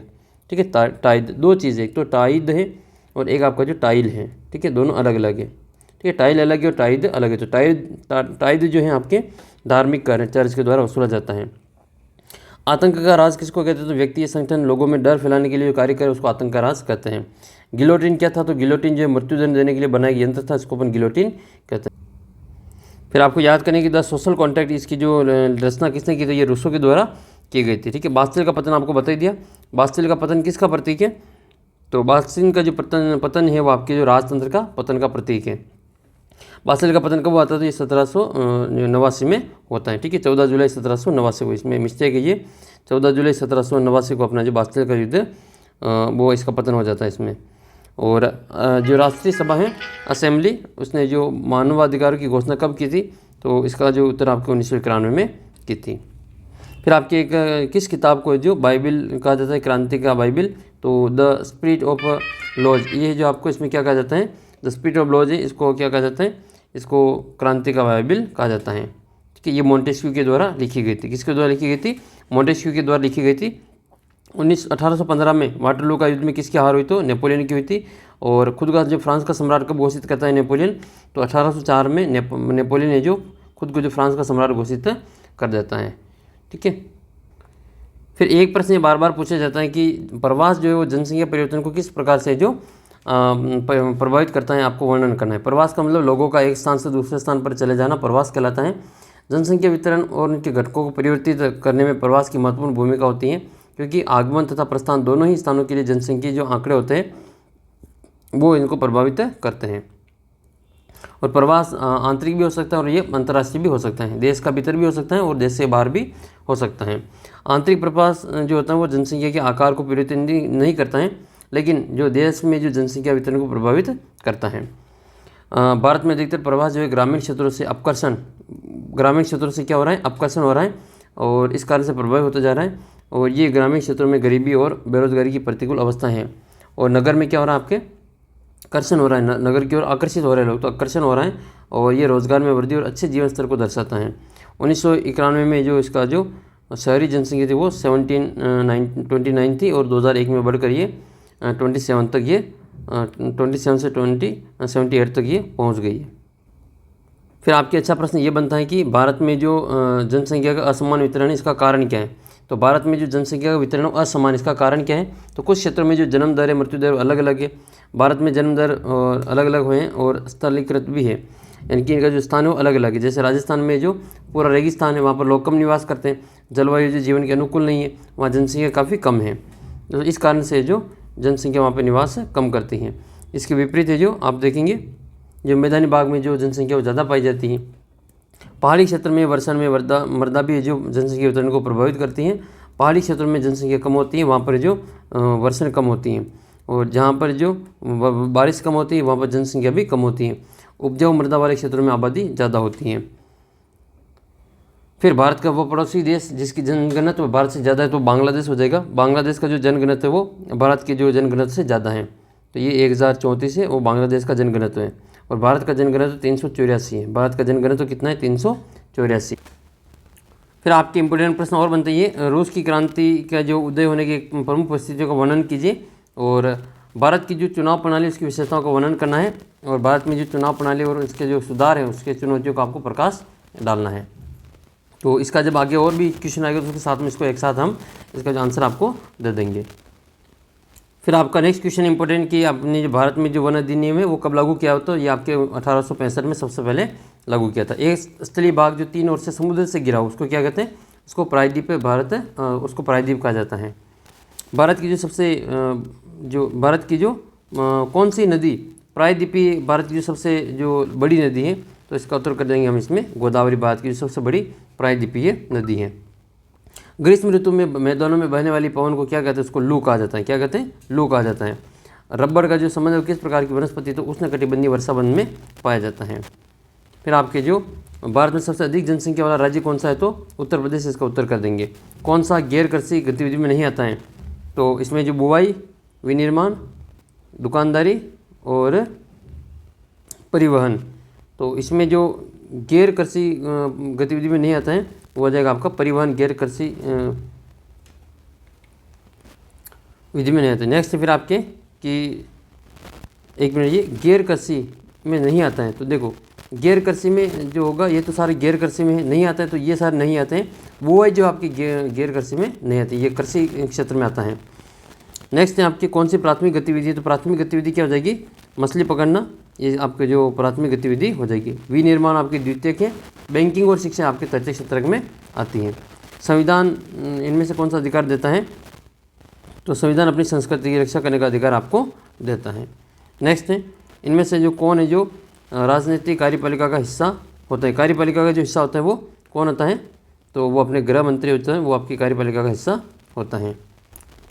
फिर नेक्स्ट क्वेश्चन है कि उत्तरी मैदान किस मृदा से बना? तो जलोढ़ मृदा से बना है। सांबर झील जो राजस्थान में है एक आपके लवणीय झील है, खारे पानी की झील है, तो लवण जल की झील है। और हिमाचल प्रदेश का जो चरवा आपके गद्दी हो जाएगा। राजस्थान में राई का निवास करते हैं। और अगला प्रश्न आपके कि भारत में जो कुल जनसंख्या का कितना प्रतिशत केवल कृषि कार्य पर निर्भर करता है? तो 74 इसका जो करेक्ट आंसर वो रहेगा। लोकतंत्र में अंतिम निर्णय लेने की जो शक्ति होती है वो किसमें होती है? कि जनता द्वारा जो चुने हुए जो जनप्रतिनिधि होते हैं उनमें इनकी अंतिम निर्णय लेने की शक्ति रहती है। और कहाँ के जो संविधान से दुनिया भर के लोकतंत्र जो इसमें प्रेरणा लेते हैं? तो ये आपको कमेंट करके बताना कि किस देश के संविधान से दुनिया भर के जो लोकतंत्र है वो आपकी प्रेरणा लेते हैं। फिर कानून निर्माण करने वाली संस्था को क्या कहते हैं? उसको न्यायपालिका कहा जाता है। सॉरी, कानून निर्माण करने वाली संस्था, निर्माण करने वाली जो संस्था होती है उसको विधायिका कहते हैं। क्या कहते हैं? विधायिका कहते हैं। यानी कि संसद, इसमें जो इसमें कानून निर्माण करने का कार्य किया जाता है। संविधान ने किसको दंडनीय अपराध माना? तो छुआछूत को दंडनीय अपराध माना है। फिर आपके अगला प्रश्न है कि अरब सागर में कौन सा द्वीप स्थित है? अरब सागर में आपका जो लक्षद्वीप स्थित है। कौन सा है? लक्षद्वीप जो है आपके अरब सागर में स्थित है। जीवमंडल निश्चय से क्या अभिप्राय है? तो जहाँ पर जो वनस्पति और पेड़ पौधों का जो संरक्षण किया जाता है उसको जीवमंडल निश्चय कहा जाता है। भारत में जो कुल 18 जीवमंडल निश्चय, जैसे असम है, असम का मानस है, काजीरंगा है, इसके अलावा जो पंचमंडी है, सुंदरवन है, इसके अलावा और भी आप जो मन्नार की खाड़ी, कच्छ का रण, ये सभी आप इसमें नाम लिखेंगे। जन्म दर मृत्यु दर की परिभाषा लिखनी है। तो 1000 जो पुरुषों पर जो बच्चों पर जो जीवित जो बच्चों की संख्या होती है जन्मों पर, जीवित जन्मों की संख्या जन्म दर कहते हैं। और 1000 जन्मों पर जो मरने वालों की संख्या होती है उसको मृत्यु दर कहा जाता है। फिर लोकतंत्र में चुनाव कैसे होते हैं ये आपको आगे भी बताएंगे इसके बारे में। संविधान सभा के इसके बारे में बताएंगे। और भारत में जो संविधान के 2 सदन कौन कौन से? तो लोकसभा और आपको जो राज्यसभा उसके बारे में लिख लेना है। लोकसभा और राज्यसभा, ठीक है, ये आपके 2 सदन हो जाएंगे। बहुविध प्रणाली आपकी जो एक साल में 2 या 2 से अधिक फसलों का एक साथ उत्पादन किया जाता है उसको क्या कहते हैं? बहुविध फसल प्रणाली कहा जाता है। अधिक जनसंख्या एक सकारात्मक पहलू है। अगर लोग जो अधिक है तो अगर उसको संसाधन के रूप में काम लेती है हमारे लिए पॉजिटिव रहेगा। खाद्य सुरक्षा क्या है, चुनाव क्या है और बाबर क्या है, इन सभी का हमें आगे आपको डिस्कस करेंगे इसके बारे में। वन विनाश किसे कहते हैं? और फ्रांस की क्रांति में लॉक, रूसो और मोंटेग्यू के विचारों को किस प्रकार योगदान दिया उसका आपको वर्णन करना है। तो आइए इन प्रश्नों के भी जो उत्तर हम यहाँ पे देख लेते हैं। ठीक है, बहुविध प्रणाली, खाद्य सुरक्षा क्या है, चुनाव क्या है, बाबर क्या है। बाबर का तो मैंने आपको बता दिया। ठीक है, बाबर जो है आपके जो शिवालिक वाला क्षेत्र था उसको आपको बाबर कहा जाता है। खाद्य सुरक्षा और आपकी जो चुनाव, तो चुनाव क्या होता है, आम चुनाव। तो 5 साल बाद में जो सभी चुने हुए जनप्रतिनिधियों का कार्यकाल समाप्त हो जाता है और लोकसभा और विधानसभाएं भंग हो जाती हैं, फिर सभी क्षेत्रों में जो होने वाले चुनाव को आम चुनाव कहा जाता है। और फिर उपचुनाव की बात करें तो किसी क्षेत्र में किसी सदस्य की मृत्यु या इस्तीफे से खाली हुई सीट पर वापस चुनाव होता है, उसको उपचुनाव कहते हैं। निर्वाचन क्षेत्र, निर्वाचन क्षेत्र चुनाव क्षेत्र होता है जहाँ पर किसी क्षेत्र की जो विधान पालिका के सीट का एक निर्वाचित सीटें जो निर्धारित की जाती हैं और उस क्षेत्र विशेष में जो एक एरिया बांट दिया जाता है, इसमें जो ये विधायक रहेगा या फिर आपकी ये लोकतांत्रिक जो निर्वाचन क्षेत्र रहेगा। फिर आपका अगला प्रश्न ये कि चुनाव आयोग क्या है। तो चुनाव आयोग भारत में जो चुनाव संपन्न कराने का कार्य एक निष्पक्ष एवं स्वतंत्र इकाई के रूप में करता है, जिसको हम क्या कहते हैं, चुनाव आयोग कहते हैं। और विधायक क्या होते हैं, तो प्रत्येक राज्य की विधानसभा में सीटों के हिसाब से बांटा जाता है और निर्वाचित क्षेत्रों का जो प्रतिनिधि होते हैं उनको विधायक कहा जाता है, इसको एमएलए कहते हैं। सांसद क्या है, तो सांसद लोकसभा द्वारा जो देश की जो लोकसभा है उसमें चुनाव के लिए देश को जो 543 निर्वाचन क्षेत्रों में बांटा गया है, तो वहाँ के जो चुने हुए जो जनप्रतिनिधि होते हैं उनको क्या कहा जाता है, सांसद कहा जाता है। अंग्रेजी में इसको एमपी कहते हैं, मेंबर ऑफ पार्लियामेंट, और ये मेंबर ऑफ लेजिस्लेटिव असेंबली, इसको एमएलए कहा जाता है। फिर मतदान की क्या योग्यता है, तो 18 वर्ष भारत का जो नागरिक है वो 18 वर्ष होनी चाहिए। ये 1989 से पहले इसकी जो आयु थी वो आपकी 21 वर्ष थी। ठीक है, फिर बाद में जो इसकी जो उम्र है कम करके कितनी कर दी, 18 वर्ष कर दी। फिर आपके बड़ा प्रश्न बनता है इस पाठ से कि भारतीय चुनाव आयोग के सामने कौन कौन सी चुनौतियाँ हैं। तो ज़्यादा जो रुपये पैसे वाले उम्मीदवार और पार्टियों को गलत तरीके से रोकथाम, आपराधिक पृष्ठभूमि और संबंधों वाले उम्मीदवारों पर लगाम कसना, पारिवारिक संबंधों में बुनियाद पर जो टिकट मिलने पर रोकथाम लगाना, मतदाताओं को चुनने के लिए ज़्यादा से ज़्यादा विकल्प उपलब्ध कराना और छोटे दलों निर्दलीय उम्मीदवारों की परेशानियों को निपटारा करना, ये प्रमुख जो चुनौतियाँ हैं। फिर बात करें कि स्वतंत्र और निष्पक्ष चुनाव कराने के लिए क्या क्या कदम उठाए जाने चाहिए। तो स्वतंत्र और निष्पक्ष चुनाव कराने के लिए चुनाव से पूर्व मतदाता सूची को ठीक से प्रकाशित करना चाहिए, सरकारी मशीनरी का दुरुपयोग पर नियंत्रण होना चाहिए, मतदाताओं के लिए पहचान पत्र होने चाहिए, चुनाव याचिका का निपटारा जल्दी होना चाहिए और चुनाव में धन बल का प्रयोग करके इसको जो निष्पक्ष और स्वतंत्र चुनाव कराए जा सकते हैं। ये प्रमुख इसके क्या रहेंगे, कदम रहेंगे। फिर आपकी प्रश्न आता है कि लोकतंत्र में जो चुनाव की जरूरत क्यों पड़ती है। तो वर्तमान समय में जो विश्व के अधिकतर देशों में लोकतंत्र हैं, लगभग सभी देश हैं जो लोकतांत्रिक या गैर लोकतांत्रिक देशों में चुनाव संपन्न करवाए जाते हैं। प्राचीन काल में कम जनसंख्या के कारण जो यह व्यवस्था संभव थी, लेकिन वर्तमान में जो विस्तृत भूभाग और अत्यधिक जनसंख्या के कारण एक स्थान पर सभी लोगों द्वारा मिल बैठकर निर्णय ले पाना संभव नहीं है। तो इस जो प्रतिनिधित्वात्मक प्रजातंत्र में जनप्रतिनिधि जनता द्वारा निर्वाचित होकर के शासन का संचालन करते हैं और जनता इनके जो प्रतिनिधियों को चुनाव करके चुनाव जनहित के उद्देश्य से करती है। फिर आपके एक चुनाव आयोग का कार्य आए तो आपको ये वाला कार्य लिखना है कि चुनाव आयोग क्या क्या कार्य करवाता है। तो चुनाव आयोग जो है वो आपके इसका जो उल्लेख है आपको भारत के संविधान के अनुच्छेद 324 में चुनाव आयोग का, निर्वाचन आयोग का उल्लेख मिलता है। और अनुच्छेद 324 स्पष्ट करता है कि भारत में राष्ट्रपति, उपराष्ट्रपति, लोकसभा, राज्यसभा, विधानसभा तथा विधान परिषद के चुनावों को निर्देशित, क्रियान्वित और नियंत्रित करने का जो दायित्व है वो इसका जो स्वतंत्र निर्वाचन आयोग पर रहेगा। इसमें मुख्य निर्वाचन आयुक्त होता है और अन्य निर्वाचन आयुक्तों की नियुक्ति जो राष्ट्रपति करते हैं, लेकिन लोकसभा निर्वाचन आयोग का जो स्वतंत्र रखने के दृष्टिकोण से पद से हटाने का जो क्रिया है उसको महाभियोग क्रिया कहते हैं और ये अनुच्छेद 61 में आपके आती हैं। निर्वाचन आयोग की स्वतंत्रता के लिए अन्य कोई प्रावधान भी है, जैसे सर्वोच्च न्यायालय के समान होती हैं। जिस प्रकार न्यायिक पालिका को कार्यपालिका और व्यवस्था पालिका में स्वतंत्र रखने के लिए संविधान में अनेक प्रकार से प्रावधान किए, उसी प्रकार से निर्वाचन आयोग भी इसकी जो स्वतंत्रता है उसके लिए इसमें अलग से प्रावधान किए गए हैं। फिर बड़ा प्रश्न आपका ये बनता है कि भारतीय संसद के मुख्य कार्य क्या है। तो किसी भी देश को कानून बनाने का सबसे बड़ा काम होता है वो अधिकार संसद का होता है। तो कानून बनाने का अधिकार किसके पास में, संसद के पास है। और कानून बनाने के लिए विधि निर्माण यह काम इतना महत्वपूर्ण होता है कि इन सभाओं को विधायिका कहा जाता है। और दुनिया भर की जो संसदें हैं वो नए कानून बना सकती हैं, मौजूदा कानून में संशोधन कर सकती हैं और मौजूदा कानून को ख़त्म करके जो उसकी जगह पर नया कानून भी बना सकती है। तो कानून बनाने का काम कौन करती है, संसद करती है। दुनिया भर में संसद सरकार चलाने वाले को नियंत्रित करने का कार्य के लिए कुछ अधिकारों का प्रयोग भी करती हैं। जैसे भारत जैसे देश में उसे सीधा या पूर्ण नियंत्रित हासिल है। संसद के पूर्ण समर्थन की स्थिति में सरकार चलाने वाले जो फैसले ले सकती हैं। सरकार के हर पैसे का पर जो संसद का नियंत्रण होता है और अधिकांश देशों में संसद की मंजूरी के बाद ही सार्वजनिक पैसों को खर्च किया जा सकता है। सार्वजनिक मामलों और आपके जो किसी देश की जो राष्ट्रीय नीति पर चर्चा और बहस के लिए संसद ही सर्वोच्च संघ होता है। संसद किसी भी जो मामले की सूचना मांग सकती है। फिर आपके अगला प्रश्न जो आता है कि वो ये है कि जो सुप्रीम कोर्ट होता है, सुप्रीम कोर्ट को जो संविधान का संरक्षक क्यों कहा जाता है? तो उच्च न्यायालय या उच्चतम या फिर सर्वोच्च न्यायालय जो होता है वो उसको संविधान का संरक्षक कहा जाता है। इसके पीछे मुख्य तर्क ये है कि जो सर्वोच्च न्यायालय है वो किसी भी कानून अध्यादेश को जिसे वह संविधान के विरुद्ध मानता है उसको असंवैधानिक घोषित कर सकता है, क्योंकि संविधान की व्याख्या किसी कानून की संवैधानिकता का अंतिम निर्णय जो होता है वो उच्चतम न्यायालय में होता है कि संविधान की व्याख्या करना और उसको संवैधानिक असंवैधानिक करना ये आपकी जो सुप्रीम कोर्ट होता है उसके हाथ में होता है, और इसी कारण से जो संविधान का इसको संरक्षक कहा जाता है। फिर आपके प्रश्न आ जाएगी जनहित याचिका क्या होती है? तो जनहित याचिका जो होती है और आपके जो जनहित याचिका एक कोई भी नागरिक या नागरिकों के समूह जो सरकार के किसी विशेष कानून या कार्रवाई के खिलाफ सार्वजनिक हित की सुरक्षा के लिए सर्वोच्च न्यायालय में या फिर उच्च न्यायालय में इसका जो दरवाज़ा खटखटा सकता है, और कोई पोस्ट कार्ड के पर भी जो न्यायाधीशों को लिख सकता है। ये न्यायाधीशों को यह जनहित में लगेगा तो अदालत है जो उस मामले पर सुनवाई करती है। मानवाधिकार क्या होता है? तो मानवाधिकार वे अधिकार हैं जो हमारे स्वभाव में निहित होते हैं और इन अधिकारों के बिना मनुष्य के रूप में नहीं रह सकते हैं। मानवाधिकार हमें मानवीय गुण, बुद्धि, प्रतिभा और विवेक को पूर्ण विकास करने और उपयोग करने की अनुमति देता है, और हमें अपनी जो आध्यात्मिक और अन्य ज़रूरतें होती हैं इनको पूरा करने की भी अनुमति ये प्रदान करता है। फिर आपका इंपॉर्टेंट प्रश्न ये बनता है कि भारत एक धर्मनिरपेक्ष राज्य है, इसका उदाहरण देकर स्पष्ट कीजिए। तो भारत की जो संविधान सभा द्वारा भारत को एक धर्मनिरपेक्ष राज्य घोषित किया गया है। इसका आशय है कि राज्य का कोई धर्म नहीं होता है, प्रत्येक नागरिक को अपनी इच्छा अनुसार किसी भी धर्म को मानने का तथा उसका प्रचार करने का पूरी स्वतंत्रता है। धर्म के आधार पर है जो राज्य द्वारा जो नागरिकों में किसी प्रकार का भेदभाव नहीं किया जा सकता, और भारत के जो लोग हैं वो किसी भी धर्म को अपनाने के लिए स्वतंत्र हैं।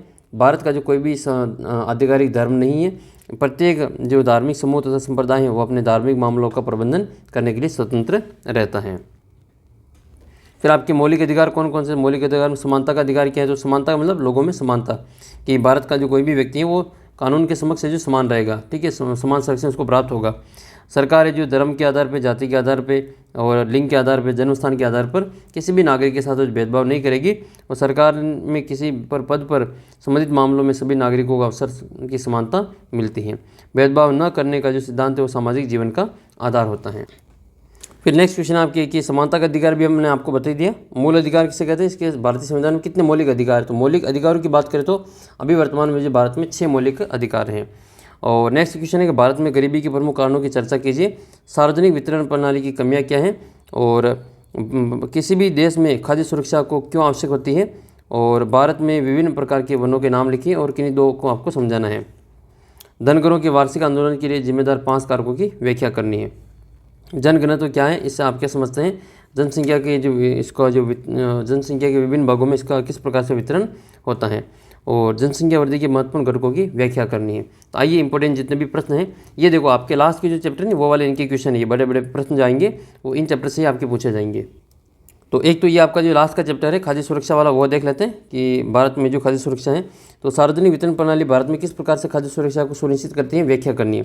तो भारत में जो सार्वजनिक वितरण प्रणाली है वो भारत में समाज के गरीब वर्गों के बीच में जो सरकार द्वारा विनियमित राशन की दुकानों के माध्यम से खाद्य सुरक्षा सुनिश्चित करती है। और राशन की दुकान में जिन्हें उचित मूल्य की दुकानों के नाम से जाना जाता है, इनमें अधिकांश इलाकों में, गाँव कस्बों में, शहर में मौजूद होते हैं, और वो खाना पकाने के लिए जो खाद्य में चीनी, मिट्टी का तेल इसका भंडार रखते हैं, और वस्तुएं जनता के को बाजार मूल्यों से कम कीमत पर बेची जाती हैं। राशन कार्ड वाला कोई भी जो व्यक्ति, परिवार का कोई भी सदस्य हर महीने अपने नज़दीकी राशन कार्ड की जो दुकान से अनाज और मिट्टी का तेल और चीनी आदि को निर्धारित मात्रा में खरीद सकता है। फिर खाद्य सुरक्षा को प्रदान करने में सरकार के द्वारा कौन कौन सी योजनाएं शुरू की गई? तो खाद्य सुरक्षा के लिए जो शुरू की योजना, एक तो अंत्योदय योजना जो कि दिसंबर 2002 में आई थी, 2000 में आई थी, और इस योजना में सार्वजनिक वितरण प्रणाली के द्वारा जो राशन कार्ड की दुकानें होती हैं, राशन की दुकानें, उनके द्वारा उचित मूल्य की दुकानों के द्वारा निर्धनता रेखा से नीचे जीवन यापन करने वाले 1 करोड़ लोगों को पहचान की गई। और इस अंत्योदय योजना अन्य योजना में प्रत्येक पात्र परिवार के जो अत्यधिक रियायती दर पर जो 25 किलोग्राम को बढ़ा करके 35 किलोग्राम अनाज उपलब्ध करवाया गया है। कितना किलो मिलता है अनाज? 35 किलोग्राम। और जून 2003 और अगस्त 2004 में 2 बार अतिरिक्त 50 लाख परिवार को इसमें जोड़ा गया था। इस प्रकार से लगभग 2 करोड़ परिवार में BPL के अंतर्गत लाया गया है। अन्नपूर्णा योजना, अच्छा क्वेश्चन है ये भी। अन्नपूर्णा अलग है और अंत्योदय अन्न योजना अलग है। अंत्योदय में 35 किलो मिलते हैं और अन्नपूर्णा योजना में आपको 10 किलो मिलता है। अन्नपूर्णा योजना इसे 2000 में निर्धन वरिष्ठ नागरिकों के विशेष लक्ष्य समूह के साथ प्रारंभ किया गया था। इस योजना के तहत 10 किलोग्राम का जो खाद्यान्न निःशुल्क उपलब्ध करवाया जाता है। ठीक है, ये आपको जो 1 रुपये किलो मिलता है, 35 ये 1 रुपये किलो मिलता है और ये आपको फ्री मिलता है, 10 किलो फ्री मिलता है। फिर आपके प्रश्न है कि खाद्य सुरक्षा प्रणाली के 2 घटक बताइए, तो आपके बफर स्टॉक और आपकी सार्वजनिक वितरण प्रणाली हो जाएगा। भूखमरी क्या है, तो भूखमरी एक ऐसी स्थिति है जिसमें खाद्यान्न का संकट उत्पन्न हो जाता है और इसमें प्राणी है जो भूखे मरने लगता है, इसको भूखमरी कहा जाता है। उचित मूल्य की दुकानों पर कौन सी वस्तुएं बेची जाती है, तो इसमें खाद्य वस्तुएं जैसे खाद्य और आपके चीनी और मिट्टी का तेल जैसी वस्तुएं उचित मूल्य की दुकान, जो राशन की दुकान होती है वहाँ पर ये मिलता है। फिर सब्सिडी क्या होती है, सब्सिडी वह भुगतान होता है जो सरकार जो किसी वस्तु को बाजार में आने की पूर्ति के लिए उत्पादक को देती है, उसको सब्सिडी कहा जाता है। किन राज्यों में जो खाद्य की दृष्टि से असुरक्षित लोगों की संख्या सर्वाधिक है, तो झारखंड, बिहार, उड़ीसा, पश्चिम बंगाल, छत्तीसगढ़, मध्य प्रदेश, महाराष्ट्र, इन राज्यों में जो असुरक्षित लोगों की जो संख्या वो सबसे ज़्यादा है। फिर आपका नेक्स्ट क्वेश्चन है कि भारत में राशन प्रणाली कब शुरू की गई, तो इसमें आपके बंगाल में जो अकाल आया था उसके दौरान शुरू की थी। 1920 के दशक में इसको शुरू किया गया था। राष्ट्रीय खाद्य सुरक्षा अधिनियम 2013 क्या है, तो ये आपके NSFA वाला है, जो गेहूं मिलते हैं इसमें आपको ये वाला है। तो यह अधिनियम सस्ती कीमतों पर भोजन और पोषण सुरक्षा का जीवन प्रदान करता है, लोगों का सम्मान के साथ जो जीवन जीने का सक्षम बनाता है। फिर खाद्य सुरक्षा क्या होती है, तो खाद्य सुरक्षा उन सभी लोगों के लिए हमेशा भोजन की उपलब्धता तथा पहुँच तथा प्राप्ति में सामर्थ्य बनाना जो लोगों के जो आवश्यक होता है। खाद्य सुरक्षा कितने आयाम है, तो खाद्य सुरक्षा है जो खाद्य उपलब्धता का अभिप्राय, देश में खाद्य उत्पादन, खाद्य का आयात करना, सरकारी खजाने में भंडारों का जो संचित पिछले सालों में स्टॉक करना, पहुंच का अभिप्राय खाद्य हर व्यक्ति को मिलता रहे, और सामर्थ्य का मतलब ये होता है कि जो लोगों के पास जो अपनी भोजन की जो ज़रूरतों को पूरा करने के लिए समुचित और पौष्टिक भोजन आपको इसमें खरीदने के लिए धन उपलब्ध हो। खाद्य सुरक्षा की आवश्यकता क्यों होती है, तो भाई आपात स्थिति में खाद्यान्न की कमी के लिए, भूखमरी, अकाल को रोकने के लिए खाद्य सुरक्षा की आवश्यकता होती है। फिर आपके कि भारत में निर्धनता के प्रमुख कारण क्या है, तो भारत में निर्धनता के प्रमुख 4 कारण हैं। निरंतर जनसंख्या वृद्धि, लोग दिन प्रतिदिन बढ़ते जा रहे हैं। अभी जो भारत है जो विश्व में 1 नंबर पर है, अगर आज जनगणना होती है भारत में तो विश्व का जो सबसे 1 नंबर पर देश है अपना भारत है जनसंख्या के मामले में। तो भारत की जो जनसंख्या वृद्धि बहुत ज़्यादा है, ये इसके कारण भी भारत में गरीबी है। अब विश्व में जो भारत ने जनसंख्या वृद्धि के में जो प्रथम स्थान प्राप्त कर लिया है। निरक्षरता, लोगों में निरक्षरता, अशिक्षा के कारण जो गांव में, शहर में जो श्रमिक, मजदूर, किसान हर कोई जो शोषण करता है। बेरोजगारी के कारण भी ये जो भारत में जो बेरोजगारी गरीबी का प्रमुख कारण है। सामाजिक कारण, लोगों के देखा देखी है, जो पड़ोसी में शादी अच्छी करे तो आपको भी जो अपने जो उनको देखा देखा आपको जो अच्छी शादी करनी है और अच्छा जो पैसा खर्च करना है, जीवन भर जितना पैसा कमाए वो सारा सारा आपको जो शादी में खर्च करना है।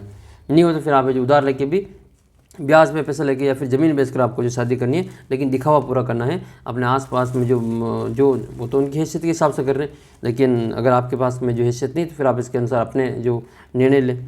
कि सामाजिक कारण के तो शादी और त्यौहार में कर्ज लेकर फिजूल खर्ची करते हैं और ये कर्ज में लोग डूब जाते हैं। ये वास्तविक कारण है। आज गाँव में ऐसे ही होता है कि लोग बाग जो दूसरों के दिखाव के चक्कर में जो खूब सारा जो अपना कर्जा कर जाते हैं।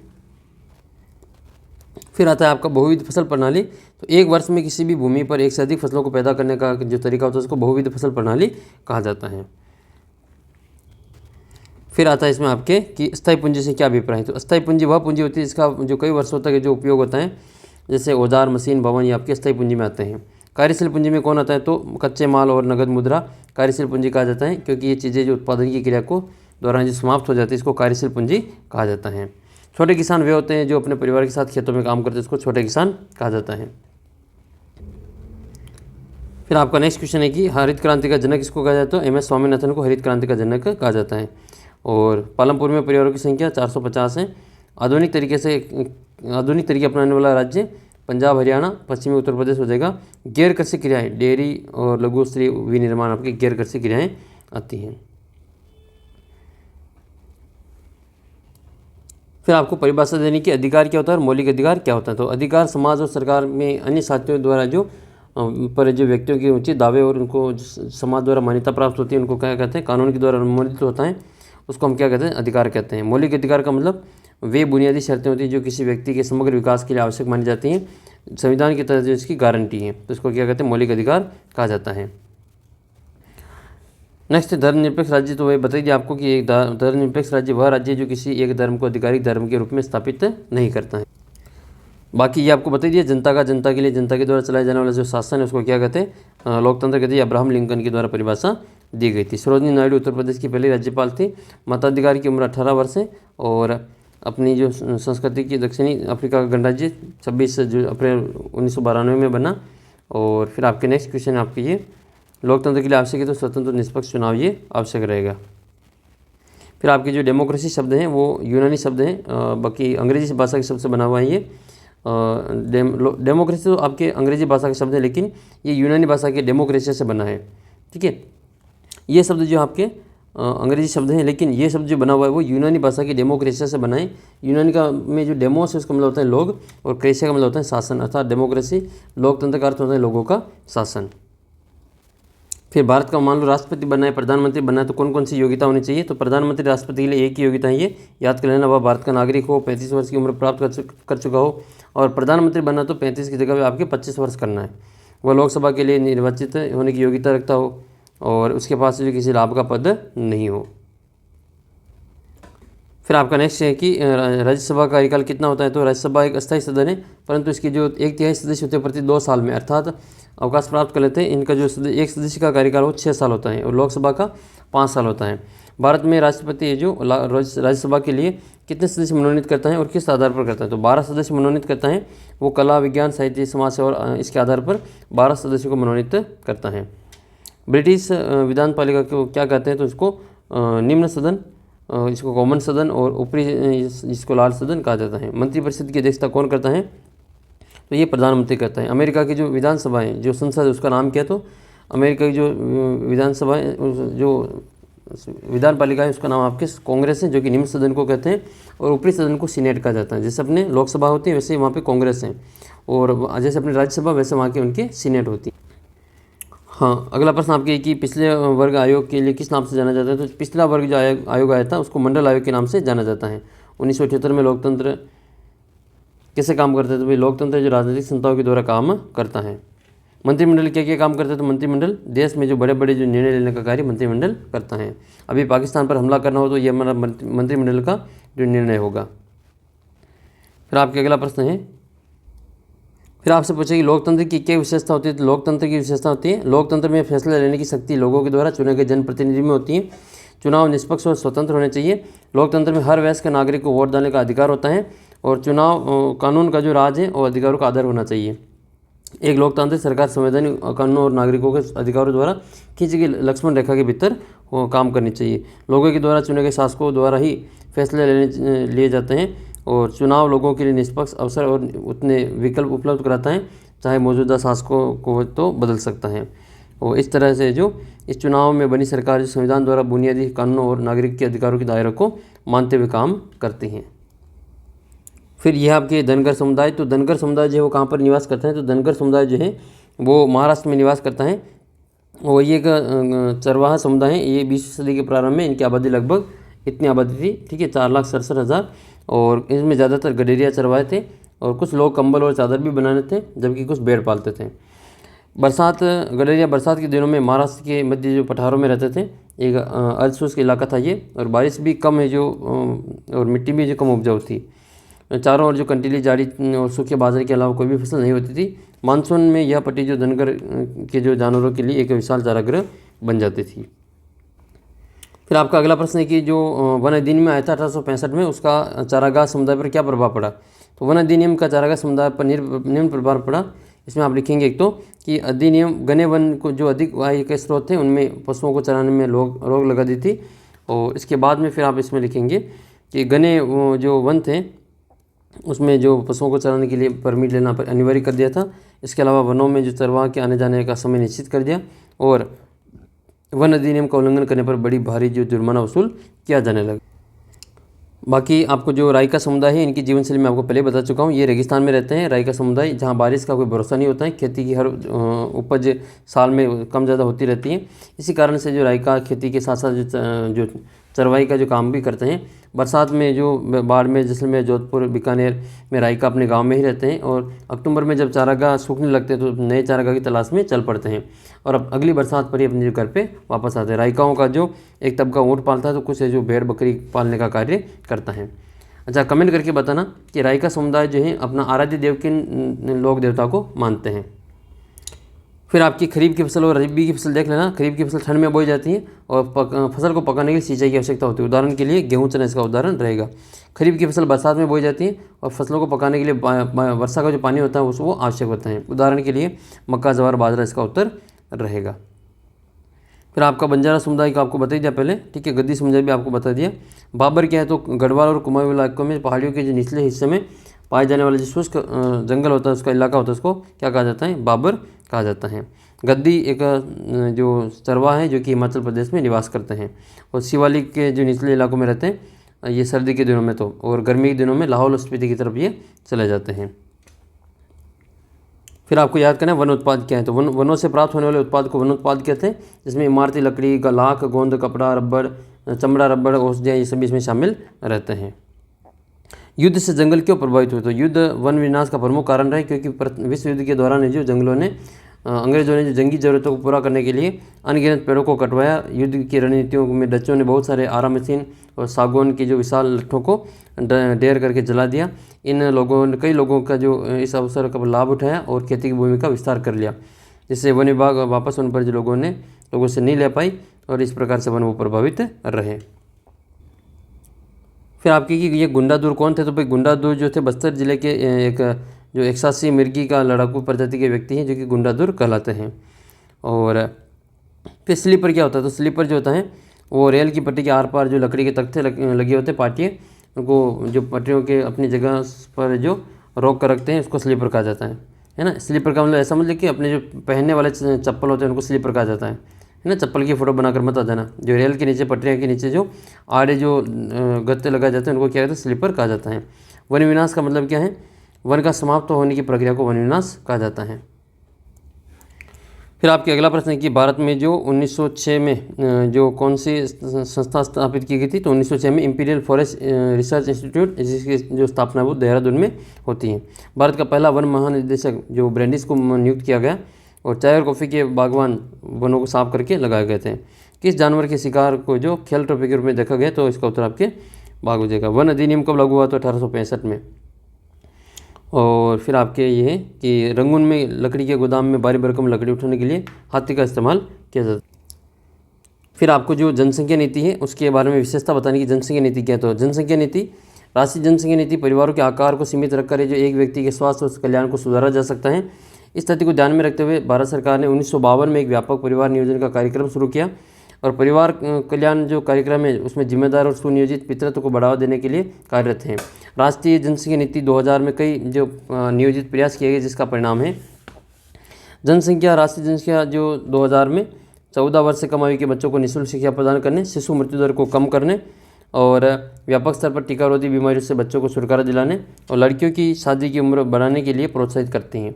परिवार नियोजन को एक जन केंद्रित कार्यक्रम के रूप में बनाने का भी इसमें नीतिगत ढांचा प्रदान किया गया। राष्ट्रीय जनसंख्या नीति 2000 और किशोर, तो राष्ट्रीय जनसंख्या नीति 2000 है उसमें जो किशोर किशोरियों की पहचान जनसंख्या की उस प्रमुख भाग के रूप में की जिस पर ध्यान देने की आवश्यकता है। पोषणिक आवश्यकताओं के अतिरिक्त इस पर नीति पर अवांछित गर्भधारण और यौन संबंधों से प्रसारित बीमारियों की से जो किशोर किशोरियों की सुरक्षा जैसी अन्य महत्वपूर्ण आवश्यकता पर जोर दिया गया है इसमें। फिर इसके बाद में आप इसमें लिखेंगे कि इसके द्वारा जो ऐसे कार्यक्रम चलाए गए जिनका उद्देश्य देर से विवाह करना है और देर से संतान उत्पत्ति को प्रोत्साहित करना है, किशोर किशोरियों की सुरक्षित असुरक्षित जीवन संबंध के कुप्रभाव के बारे में शिक्षित करना है, गर्भ निरोधक जो सेवाएं हैं उनकी पहुंच और खरीद के भीतर बनाना है, खाद्य संपूरक और पौराणिक जो सेवाएं हैं पौष्टिक सेवाएं हैं वो उपलब्ध करवाना है और बाल विवाह को रोकने के लिए कानूनों को सुदृढ़ करना इसका प्रमुख उपाय है। किसी भी राष्ट्र के लिए वहाँ के जो लोग हैं वो बहुमूल्य संसाधन होते हैं और एक शिक्षित और स्वस्थ जनसंख्या ही कार्यश्रम में जो शक्ति प्रदान कर सकती है। फिर आपके अगला प्रश्न है कि जो जनसंख्या वृद्धि के महत्वपूर्ण घटक कौन कौन से, तो जन्म दर। तो जन्म दर क्या होती है? उच्च जन्म दर। तो जन्म दर का मतलब जैसे एक वर्ष में जो प्रति 1000 व्यक्तियों पर जितने जीवित बच्चों का जन्म होता है उनको जन्म दर कहते हैं। यह वृद्धि का एक प्रमुख कारक है क्योंकि भारत में जो हमेशा जन्म दर है मृत्यु दर से अधिक रही है, मतलब लोग मृत्यु को कम प्राप्त हो रहे हैं और जन्म ज़्यादा रहे हैं, तो इस कारण से भी जनसंख्या वृद्धि हो रही है। निम्न मृत्यु दर यानी कि मृत्यु दर जो कम हो रही है, कई सारे स्वास्थ्य सुविधाओं का लाभ हो गया है, तो लोग जो मरने वालों की संख्या कम हो रही है और जन्मों की संख्या ज़्यादा हो रही है। ठीक है, अगर 4 मर रहे तो 10 पैदा हो रहे हैं, तो इस कारण से जो लोगों की जो जनसंख्या वृद्धि दर ये भी प्रभावित करती है मृत्यु दर भी। एक वर्ष में प्रति 1000 व्यक्तियों पर मरने वालों की जो संख्या होती है उसको मृत्यु दर कहा जाता है। और मृत्यु दर में तेज़ गिरावट भारत की जो जनसंख्या में वृद्धि दर को मुख्य कारण कहते हैं। तीसरा कारण है प्रवास। तो ये 3 कारण आपको याद रखना है, उच्च जन्म दर, निम्न मृत्यु दर और प्रवास। ये तीनों ही जनसंख्या वृद्धि को प्रभावित करते हैं। प्रवास जनसंख्या वृद्धि का तीसरा कारण है और लोगों का एक क्षेत्र से दूसरे क्षेत्र में चले जाना प्रवास कहलाता है। प्रवास आंतरिक हो या अंतर्राष्ट्रीय, ये किसी भी प्रकार से हो सकता है। फिर जो सबसे अधिक जो लिंगानुपात की बात करें तो केरल का जो लिंगानुपात है वो सबसे ज़्यादा है। ठीक है, और पांडिचेरी का भी लिंगानुपात सबसे ज़्यादा है। केंद्र शासित में पांडिचेरी है और राज्यों में केरल का सबसे ज़्यादा है। सबसे कम की बात करें तो सबसे कम है जो आपके हरियाणा में सबसे कम में कितना है आपके, ये 831 है। और केंद्र शासित प्रदेशों में सबसे कम की बात करें तो ये दिल्ली में है। फिर आपका अगला प्रश्न है कि जीवमंडल निश्चित क्या है, इसके कोई 2 उदाहरण दीजिए। तो जीवमंडल एक विभिन्न प्रकार के आवास हैं। विभिन्न प्रकार की वनस्पति में शुष्क, आर्द्र पर्णपाती, अर्ध सदाबहार, आर्द्र सदाबहार वन, सदाबहार सौलास, घास के मैदान, दलदल शामिल होते हैं। और यहाँ जो 2 संग्रहत्पन जो पुरानी जनजातियाँ जैसे नीलगिरी ताहर और शेर जैसे दूम वाले बंदर सबसे अधिक जो मात्रा में पाए जाते हैं।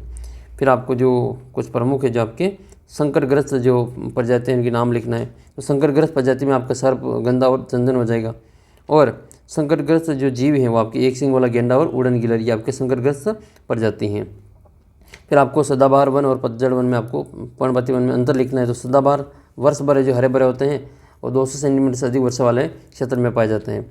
लकड़ी मजबूत होती हैं, अत्यधिक सघन होते हैं और इनकी ऊंचाई 60 मीटर से ज़्यादा होती है। पतझड़ वन, पर्णपाती वन जो होते हैं वो ग्रीष्म ऋतु के प्रारंभ में अपनी पत्तियाँ गिरा देते हैं और 70 सेंटीमीटर से 200 सेंटीमीटर के बीच की वर्षा में क्षेत्र में होते हैं। वृक्षों की लंबाई 30 मीटर के लगभग होती है और व्यापारिक महत्व के लिए इसका उपयोग सबसे ज़्यादा किया जाता है। भारत के 2 राष्ट्रीय उद्यान कौन से? तो कान्हा किसली राष्ट्रीय उद्यान और जिम कॉर्बेट राष्ट्रीय उद्यान। और भी आप अपने हिसाब से नाम लिख सकते हैं। तो पक्षी अभ्यारण्य, तो केवला देवगना पक्षी अभ्यारण्य भरतपुर में है। बाकी देवांगथल है, इसके अलावा जो सरिस्का है ये भी आप इसमें लिख सकते हैं।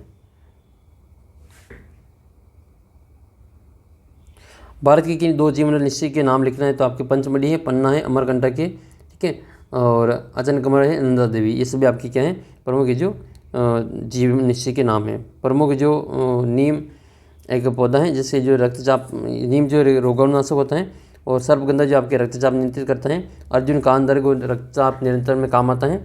और तुलसी जो आपके रोग प्रतिरोधक क्षमता को वृद्धिकारक होती हैं। तो ये तो आपके काम आती है तुलसी, तो मैं भी काम में ले रहा हूँ आजकल, बहुत फ़ायदा भी करती है ये और रोग प्रतिरोधक क्षमता को बढ़ाती हैं। तो आप कमेंट करके बताना कि जामुन के जो बीज है, जामुन के बीज वो इसके बीज का पाउडर बना करके किस बीमारी का इलाज किया जाता है इससे। फिर आपकी इंपॉर्टेंट प्रश्न मैंने आपको बता दिया। बफर स्टॉक क्या है इसके बारे में बता दिया आपको। ये सार्वजनिक वितरण प्रणाली का आपके बारे में बता दिया। अधिकार और लोकतांत्रिक आवश्यकता के बारे में आपको बता दिया। और फिर आपके जो वन हमारे लिए क्यों आवश्यक है इसका आपको वर्णन करना है। और जर्मनी का आर्थिक संकट के प्रमुख कारण लिखने हैं। फिर नेक्स्ट आपके कि फ्रांस ये जो मानव श्रम, भूमि, भौतिक संसाधन कैसे भिन्न है और आयकर समुदाय पर आपको टिप्पणी लिखनी है। हिमालय और प्रायद्वीपीय जो नदियाँ हैं उनमें आपको अंतर बताना है। तो हिमालय की जो नदियाँ होती हैं वो वर्ष भर बहती हैं और प्रायद्वीपीय नदियाँ मौसमी नदियाँ होती हैं। और जनसंख्या वृद्धि के जो 3 अभी हमने प्रमुख जो कारक बताए थे, घटक बताए थे, उनके बारे में आपको बताना है। नासिक विचार आधार आपको बता दिया ये। और भारत में प्रधानमंत्री की नियुक्ति कौन करता है? तो ये राष्ट्रपति करते हैं। जनहित याचिका के बारे में आपको बता दिया। फिर आपके और इम्पोर्टेंट प्रश्न इस प्रकार से कि द सोशल कॉन्ट्रैक्ट नाम पुस्तक की लेखक कौन है? तो इसका उत्तर रहेगा आपके रूसो। किस राज्य की सीमा पाकिस्तान से नहीं लगती है? तो इसमें से जो पाकिस्तान से नहीं लगती तो ये हरियाणा की सीमा पाकिस्तान से नहीं लगती हैं। डेमोक्रेसी शब्द किस भाषा का शब्द है? तो ये आपके डेमोक्रेसी जो शब्द है आपके कोई अंग्रेजी भाषा का शब्द है, इसको यूनानी भाषा के डेमोक्रेसिया से लिया गया है। भारत में जो सर्वाधिक साक्षरता दर केरल की है। और ब्रह्मपुत्र नदी को तिब्बत में सांगपो नदी के नाम से जाना जाता है। ड्यूमा कहाँ की संसद है? रूस की संसद को ड्यूमा कहा जाता है। फ्रांस की संसद को क्या कहा जाता है? कमेंट करके आपको बताना है। फिर आपके अगला प्रश्न है कि नदियों में जो डेल्टा क्षेत्र पाए जाते हैं तो ये आपके मैंग्रोव वन पाए जाते हैं। सबसे अधिक जो जनघनत्व है वो आपके बिहार का कितना है? तो इसका जो बिहार का जो जनगणना 1139। भारतीय वन सेवा की स्थापना किसने की, तो ब्रैंडिस ने की थी। अंतर्राष्ट्रीय मानवाधिकार संगठन कौन सा है, तो इसमें आपके संयुक्त राष्ट्र संघ हो जाएगा। नेक्स्ट है, बाकी जो पेपर है आपके, इसका जो और भी इंपॉर्टेंट क्वेश्चन है वो आपको एक और वीडियो में फुल आपको जो वीडियो सोल्यूशन आपको करवा देंगे, जिसमें आपके जो और भी जो बड़े इंपॉर्टेंट क्वेश्चन होंगे उनको सभी का सोल्यूशन आपको करवा दिया जाएगा। सुबह आपको जो जल्दी जो आपको वीडियो मिल जाएगा लगभग 4 बजे के लगभग में, तो आप वो वीडियो इसको अच्छी प्रकार से देख लेना, ताकि जो उसका रिवीजन आप अच्छी प्रकार से कर पाएंगे। मिलते हैं आपको अगले वीडियो में, तब तक जय हिंद जय भारत। सुबह आपका जो फाइनल रिवीजन वीडियो एक आपकी और मिल जाएगा, आपको 4 बजे आपको जो इसका फाइनल रिवीजन वीडियो आपको मिल जाएगा, ताकि उसका जो पूरे किताब का जो पूरे पेपर का आप जो फाइनल जो रिवीजन आप कर पाएंगे। तो मिलेंगे आपको अगले वीडियो में, तब तक जय हिंद जय भारत।